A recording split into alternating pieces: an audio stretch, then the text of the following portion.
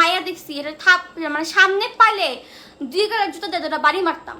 আমি আমার লাইফে এবং আমার লাইভে কখন আমি কোনো মানুষের হার্ট করে কথা বলি না, কিন্তু এইবার বলতে বাধ্য হইতাছি। এই মেয়ে করছে কি তোমার হচ্ছে এই ভ্লগ করছে, মিনি টাইপের একটা ভ্লগ করছে, বাসা থেকে বেরিয়েছে, বলতেছে কি মিম আপুকে অবশেষে আবিহা মিমকে মেহেদি পরাতে দিতে চাচ্ছি।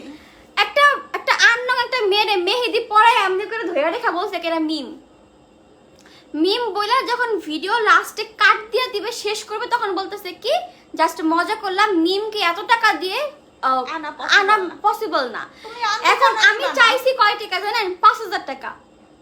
এখন আমি যে তার মেহেন্দিটা পরবো আমার লাভ কি?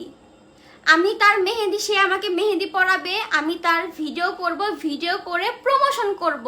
এখন তাহলে আমি কেন হুদাই মেহেন্দি পড়তে যাব? আমি তো মেহেন্দি আমার কাজিনদের দিয়েও পড়তে পারি। পার্লারে যা 100 টাকা দিলে যেই সুন্দর করে হাতে মেহেন্দি পরাই দিবে, তাহলে ওই মেয়েকে আমি কেন প্রমোশন দিব?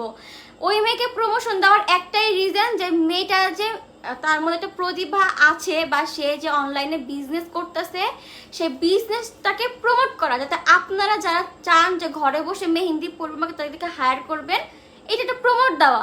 তো আমি কি 5,000 টাকা খুব বেশি চাই ফেলছি? একটা মেহেন্দি আমি বলি, আমি মেহেন্দি পরেও এক্সপিরিয়েন্স বাড়াইছি। যখন হাতে মেহেন্দি পরায় সেখানে 3 ঘন্টা 4 ঘন্টা টাইম লাগে, কমর টমর ধৈরা জায়গায় মেহেন্দি পরাইতে গেলে হেরা ভাবে কি যে আমি যাবো কষ্ট কইরা, আমি যা মেহেন্দি পরাই দিমু আবার 5,000 টাকাও দিমু, আমার লাভ কি? তোমার লাভে যে তুমি আমার প্রমোশন নিতেছো, আমার মাধ্যমে তুমি আরো 10টা মানুষ পাইতাছো, তো তোমার কি সেখান থেকে লাভ হবে না? তুমি কি মানুষকে মাগনা মেহেন্দি পরাই দিয়ে আসিবা?